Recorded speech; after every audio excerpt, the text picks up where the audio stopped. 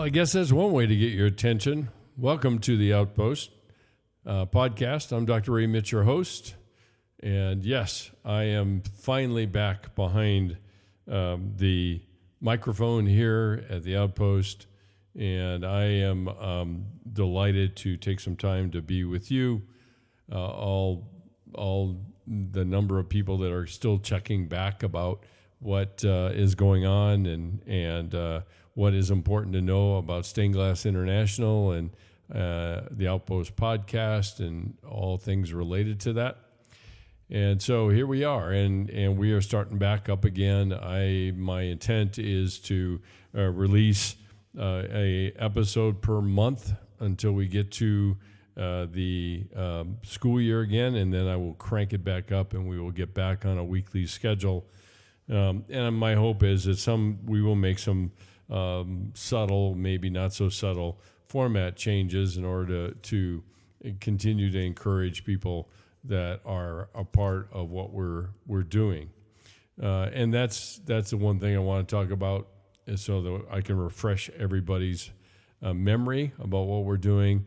The Outpost podcast is kind of the voice of creating a place where we can build bridges back to faith, or to strengthen faith, the bridges of faith that have been built on already. And it really is exploring and talking about authenticity and grace and trust, and what does intimacy really look like. And I heard an interesting author talk about empathy, and he called it the sin of empathy, which I had a real issue with, because the reality is sympathy is being the same as and going through the same thing as somebody else, but empathy is actually offering them a leg up and being able to understand and enter into their experience enough to be with them as they climb out of whatever hole. And so that's a whole nother track. I don't want to get off track here, but what we're trying to do through Stained Glass is to create a space where the doubters and the wounded and the confused and beat up and beat down and the bent and bruised who feel like their lives are a disappointment to God can find a place of safety, a place to talk about the real things of life,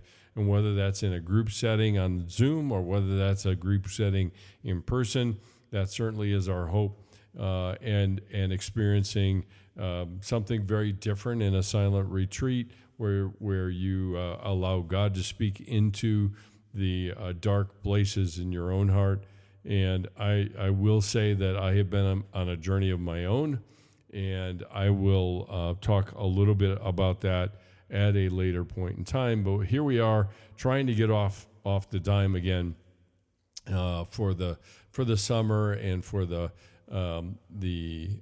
podcast, and getting back into the swing and rhythm of summer and all that goes into it. And so I feel some urge to give you a warning of what is about to come.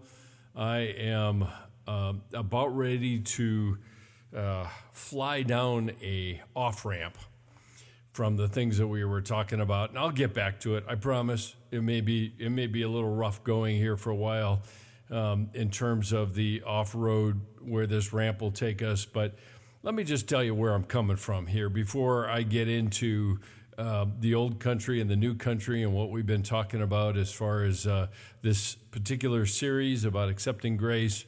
But this fits in obliquely, I suppose.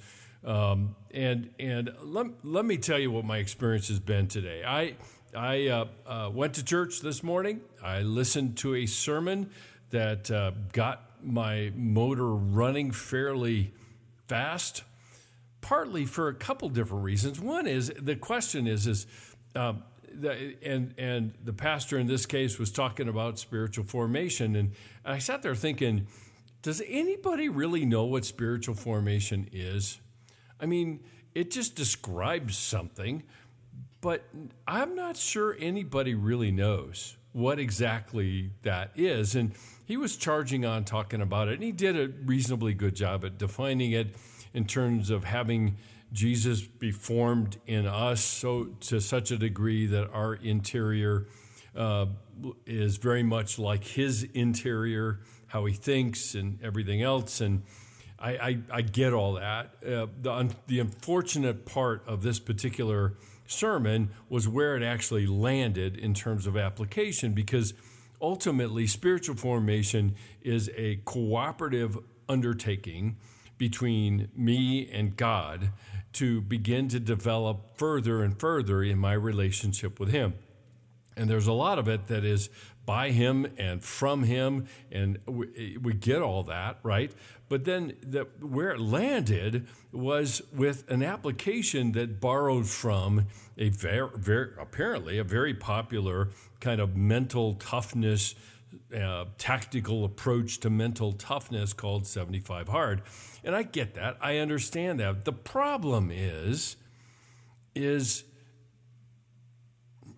building mental toughness is built on my effort to do so. And ultimately, it is replacing one level of legalism and one level of things that I can do to participate in this thing we call spiritual formation. And that was when I flipped. I just, quite honestly, I just flipped. Because if you've been listening to this podcast for any length of time, you have heard me talk about the difficulty with embracing our brokenness.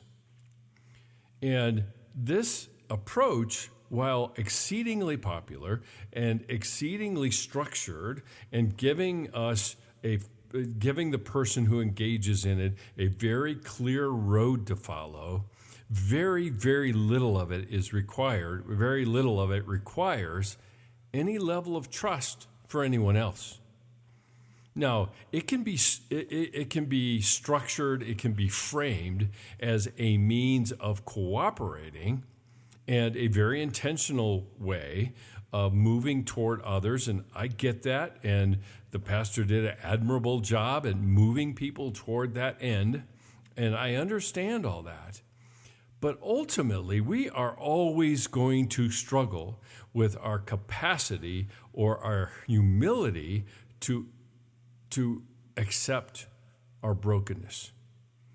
And it starts there. Our brokenness, and I've mentioned this in other podcasts, our brokenness can come in a lot of different forms. There's a brokenness that comes as a result of damage, relational damage, trauma, other things that come and create this brokenness in us.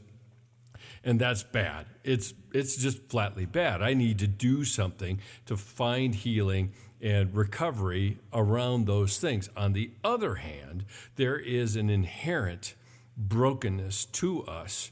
And it seems to me that many of our efforts in living life is to either cover it over or try to compensate for it in some way or control it in some other way. And the one thing that's missing in all of that is an acceptance of it, and an acceptance of it to the degree of saying, I need help. I need God to walk alongside of me in the midst of this. I need to learn how to trust in this way. And I would suggest to you that the path of transformation always requires trust, not more effort. Now don't hear me wrong. I'm not saying that effort's bad. I'm not. And intentionality, I'm not. But at the same time, there are a lot of these programs and things like this out there that have no trust in them at all. They're all about self-sufficiency and self-power and self-confidence and whatever self you want to add into it. And while I understand that, but that should be a byproduct rather than a goal. That should be something that not we seek to build, but something that emanates from us rather than something that becomes part of an objective list of things that I need to do in order to, and fill in the blank. So this annoys me. It really irritates me because I don't have to embrace anything when I take on a program like that. And I am not throwing stones. I'm attracted, I have been drawn to, I've engaged in lots of these different programs over the too many years of my effort to try to make me a better person, however I want to see that. And yet, here I sit. I am still confronted with, time and time again, my flaws and my shortcomings. And that, I don't say that to pile shame on or anything. That is simply a statement of fact. And so, when we talk about accepting grace, and something that was stated even in the sermon today was that grace is not magic. And yet, when we make a statement like that, what are we really saying? I mean, in a lot of cases, and I point this out a lot of times as I'm teaching, is that in a lot of cases, when I make a positive assertion, and when I say positive, I don't mean, wonderfully happy, positive type of happiness. I'm talking about a positive assertion. In other words, grace is versus grace is not. See, grace is not is a negative assertion. It's saying something that it isn't. But then I don't even take the time then, if I do that, to say, so what exactly is grace? So if it's not magic, exactly what is it? And grace always brings with it a humility that most people reject, fundamentally reject, ultimately. And that's exactly where its power lies. Because we reject it because it points out our limitations, our finitude, fancy word for our finiteness. And we don't like that. We don't like being reminded of that. That's exactly why when I'm talking and teaching about grief and loss, we don't like talking about that either. You know why? Because it puts a punctuation at the end of our life that we have to contend with, that there's death waiting for us, or that we're reminded that we're limited and we can't save everybody and we can't control a variety of things in our lives, namely people leaving us or people dying or other things like that. So getting back to the subject at hand, when I talk about, and you got to understand, this podcast is quickly becoming a platform for me to spend some time talking about the contours of what spiritual formation looks like, not the next best 12-step program for accomplishing spiritual formation. I'm trying to describe a landscape that we are walking through with Jesus, with each other, with ourselves, to understand what growth looks like, what development looks like, and how I can collaborate and cooperate. I mean, Scripture uses the word, doesn't technically use the word, but to co-labor with Christ and to partner with God and what He's up to in the world around us.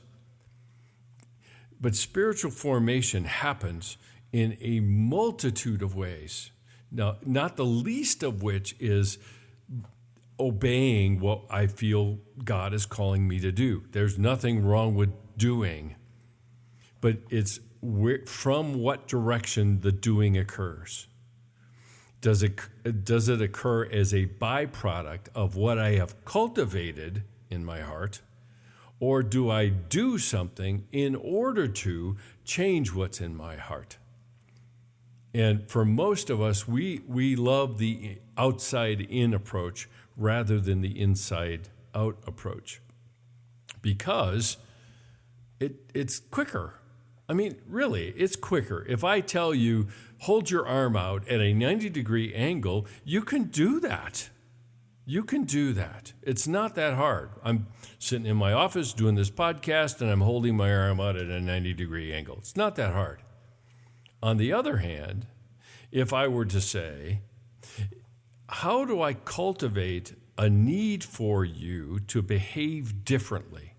Whether that's holding your arm out or whatever that is, which is a ridiculous example, I get that. But be that as it may, what do I do to cultivate the motivation within me to move in a different direction? Now, the initial direction doesn't look like much. It really doesn't. I mean, sometimes the initial direction of change looks identical to the old things that I was doing. But over time, and small accumulated changes and choices that come from within me, changes me in the long term. And that's what I'm talking about. And that's what this podcast is all about. You may have you just walked into a firestorm. I understand. I mentioned who I was, and then I just launched into this tirade about approaching spiritual formation in a legalistic way. In other words, in a stepwise way, in a things to do way, rather than a cultivation of trust way. And so there you go, and there you are. That's where we are, and that's where I am, and that's the backdrop to everything that I talk about in the podcast. And so this podcast is about spiritual formation. I talk about a lot of different topics. Some of them I get hijacked by, like today. Some of them I'm trying to be purposeful about, which is part of what this series has been, about pursuing integration and what does it look like to accept grace. And so let me get back on track here. I'll get back on the highway that we were on previously, and that's off-ramp is now ended. I'll probably come back to it because it will roll around in my head for a while, and when that does that, it gets a little dangerous as to what comes out of it all. Anyway, so where we were and where we left off was that I was using a metaphor between the old country and the new, and the path that we beat between the old country and the new. The new country is living in a new way that is based on grace and freedom and truth and all of those sorts of values, versus the old country, which is built on shame and legalism and demand and a couple of other things that I want to mention tonight. So where we've come from in terms of the old country in the new is we've walked through a number of them. How that the old country is familiar and comfortable, which we deem as good, and the new country is foreign and uncomfortable, which we say is bad. And then we spent some time talking about expectations that are rigid in the old country and flexible in the new, and black and white thinking versus embracing the entire continuum of thoughts, feelings, and behaviors that we do. And we looked at the rules of relating and objective reality and big T and little t truth. All of those was really where we have come from. And we left off with using others to avoid myself versus embracing myself, and out of that serving others. And so the next two I want to talk about, the first one is in the old country, because it's built on legalism, on law, and being ruled by the roles that I'm supposed to play. And basically, when it comes to relationships in the old country, we relate to one another built on trades and contracts. And so what does that mean? It means that if I'm in a relationship, then I say, what have you done for me lately? I mean, that would be the blunt way to put it. We never put it that way. Usually it shows up when we start crossing blades with the other person. It's like, what good are you anyway? I was in this to do something and to get something back in return. That's the trade. And the thing is that even in the Christian church, we talk about covenant, but we talk about covenant, but we live contracts. And contracts are always limited, and they're always focused on that which I get in relationship to that which you get. And so our effort in a contract is always to keep the balances even. What I get, what you get. And as long as that balance can be kept even, we're good. Everything's fine. Everything's going okay. But the problem is the moment it starts getting uneven, I'm giving more and you're getting more, and I'm saying, hold on a second here, partner. We need to balance this out a little bit. And this comes out of us everywhere. I mean, this is really embedded in a lot of our ways of thinking. And even if we're in the new country, which I'll talk about in a second, even when we're in the new country, we're still tempted by this. Now, the other thing I want to mention about this, in terms of relating to one another built on trades and contracts, is contracts, by their very nature, objectifies the two parties. In other words, it's not a person to relate to, it's an object to use. And so contracts are, by their very nature, limiting.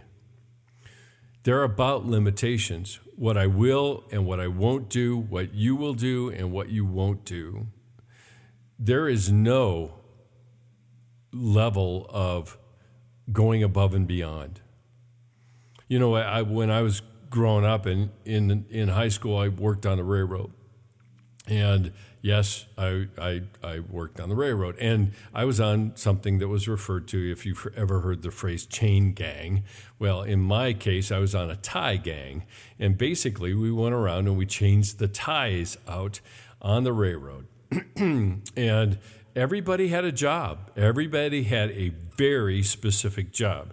There were guys that would work the cranes, that would pull the ties out from under the rails. And there were those of us that once the ties were in place, we would put the spikes in place and the plates in place. And there were those of us that were in charge of hammering the spikes into the rails themselves. Everybody had a job to do. And that was part of the contract.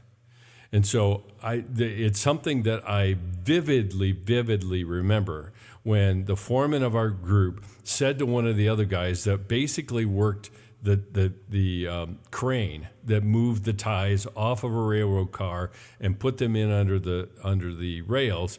And he asked him to get down and help put the spikes in that hold the rails in place. And this is... You know, there's a lot about our society that is, high tech and all that kind of stuff, but railroads are still pretty old school. I mean, they're still held in place by wood that is coated with something that lives on in my memory for the rest of my life, and that's called creosote, helps the wood from deteriorating. And they're held in place by steel plates with spikes, railroad spikes, that hold them against the ties. And so, my foreman asked, we lovingly referred to him as Gordo. You can figure out the rest if you know anything about Spanish. And he asked this guy to get down and help us because we were trying to put in a crossroads plate. And so it was where two sets of rails cross each other, and you can't put ties in there, so it's one big, huge piece of steel. And he said, sorry, it's not my job. I don't get paid for it. I'm not told by my union to do it. I ain't doing it. And see, that's exactly how trades and contracts work. They limit people based on what they have signed up for doing. And the other thing I mentioned just a minute ago is how they tend to objectify us because we see the other person's value in terms of what they can do for us rather than who they are. Now, what about the new country? The new country is living by a covenant or a commitment to relationships. Now, covenant is an interesting word. Everybody seems to know everything about it. They assume a lot of times that when you say covenant, we're talking about a contract. And covenant has a very specific definition, and that is it is a unilateral thing that the other person grows into to reciprocate that covenant bilaterally. And to give you the best example of this is when a kid is born, a baby is born, and the parent literally binds themselves, powerful people binds themselves to the welfare of that little one. The little one doesn't come out with a pad of paper in hand and say, "What are you going to do for me now?" The parent covenants and binds themselves to that little one to take care of them. And you hear lots of parents, myself included, saying to my kids when they were born, I will do everything in my power to protect you and care for you for the rest of your life. Can they reciprocate? No, of course not. They can't reciprocate. When they grow older, they might, but that's entirely up to them. They are free to choose. But a covenant is the binding of one person to another with no guarantee that the other will reciprocate. Which means that if we're talking about a marriage covenant, this is not a 50-50 deal. This is a 100% deal. That I bind myself to another and I choose to do that of my free will, and the other person does that back to me. And in the new country, that is our covenantal calling to live with one another that way.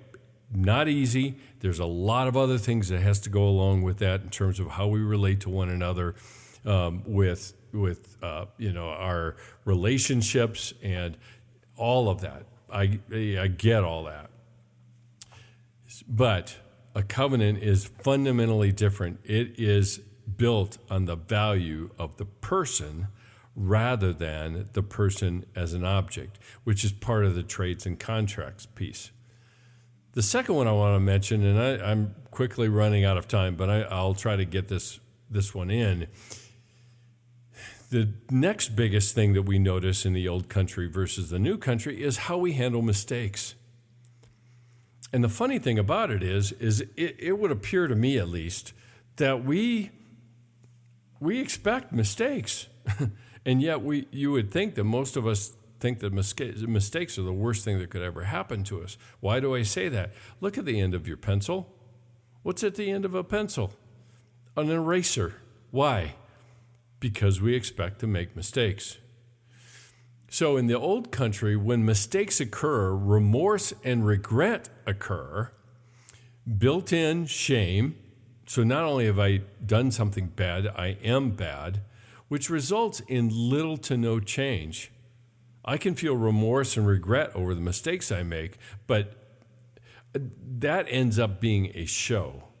And I look sad. I'm sorry that I did it, and I make this ridiculous, promise. Well, I'll never do that again, which is just fundamentally ridiculous because I probably will. So why in the world do we ever say anything like that in the first place? In the new country, mistakes are handled very differently. Now, you can just imagine somebody coming from the old country going to the new, where mistakes happen and they are accepted and they are understood to be part of our human condition. And the people there accept and own responsibility for the mistakes that they make with no conditions.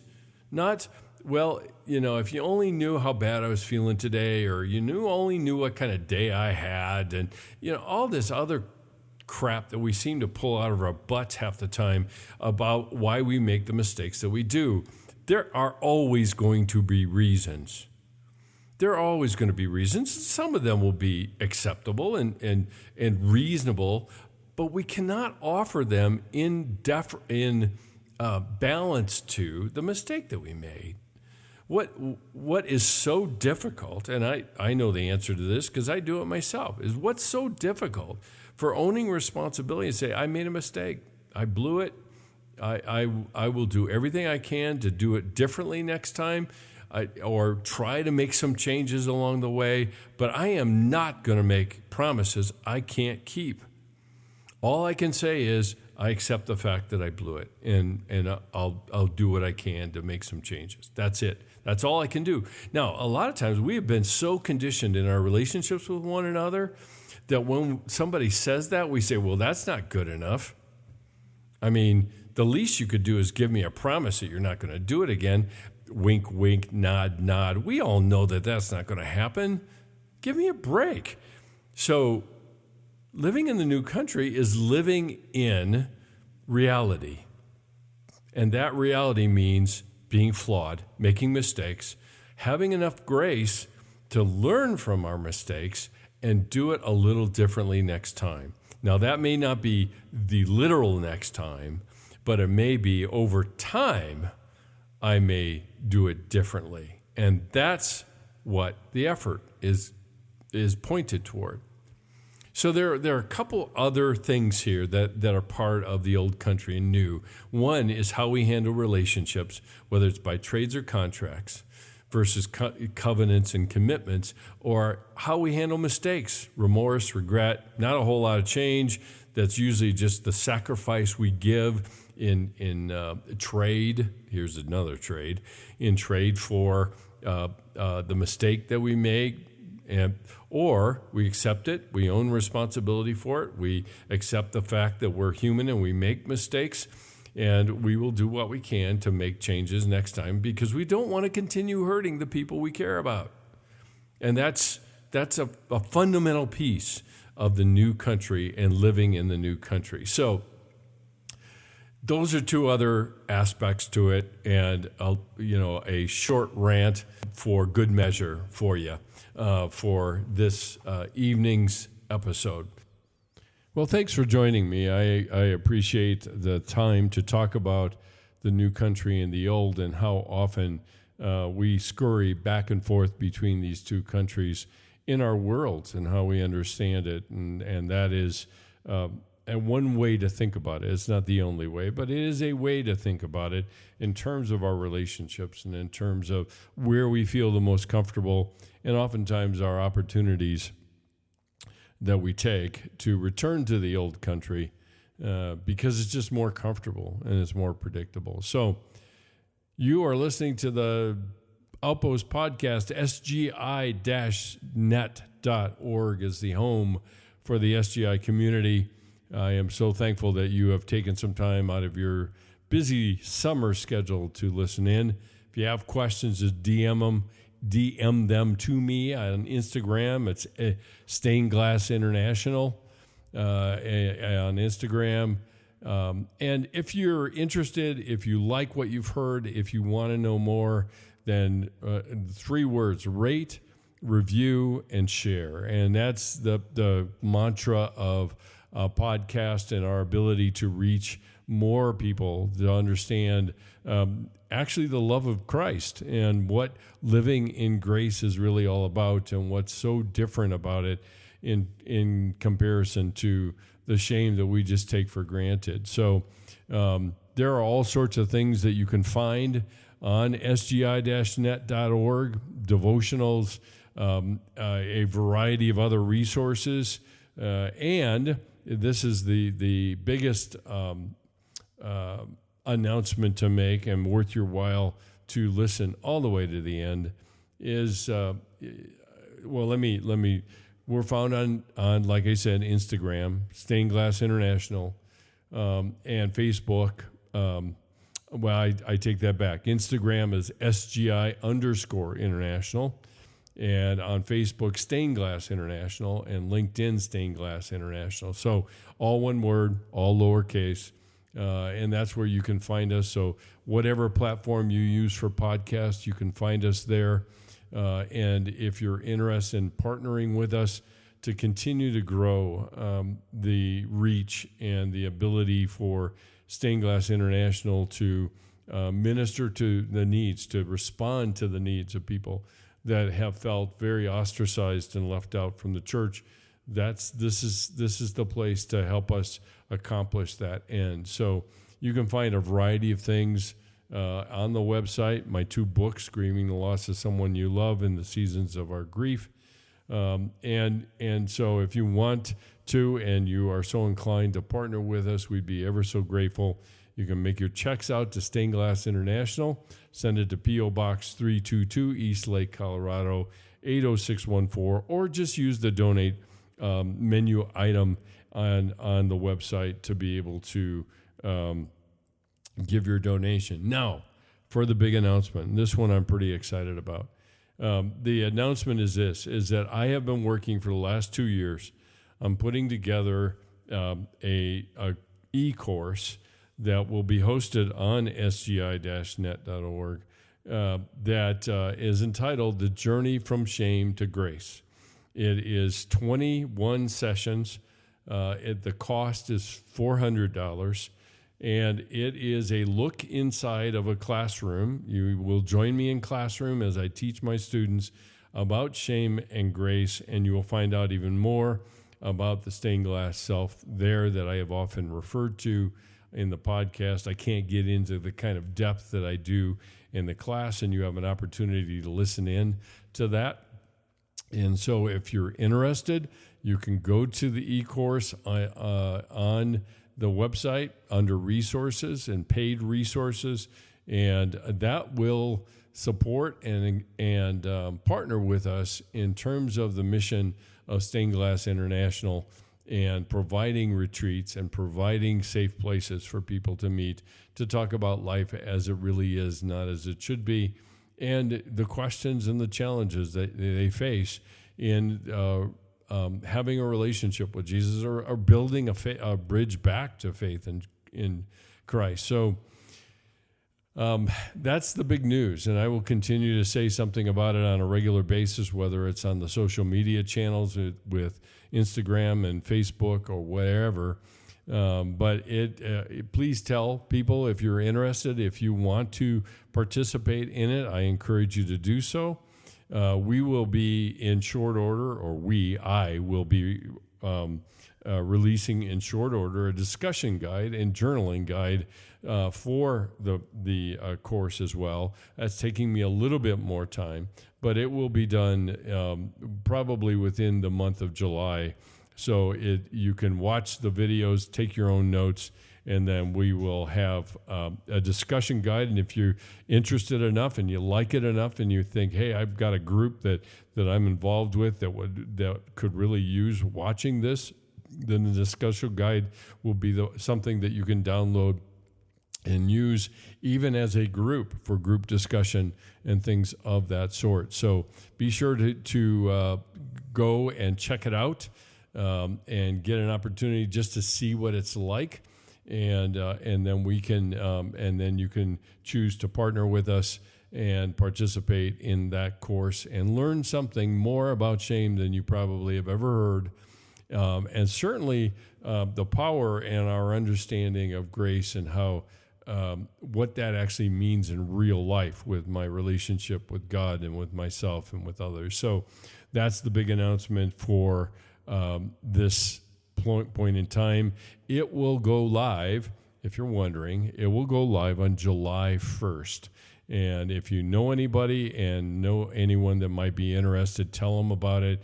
I realize the cost being what it is, but there is significant costs in the production costs and time spent in putting it together and giving people an opportunity to hear some of the content from a course. It's a college course, and you will see me in a role. It's not very different from my students and what they see me there. But if you've only heard me speak in other settings, then this will be a very different role. But you'll get to hear and think about and be challenged by a look at how we live in shame and talk about grace and what that actually looks like. So take a look at it, see what you think, and buy in. Like I said, that will support the mission of Stained Glass and make some more ministries possible.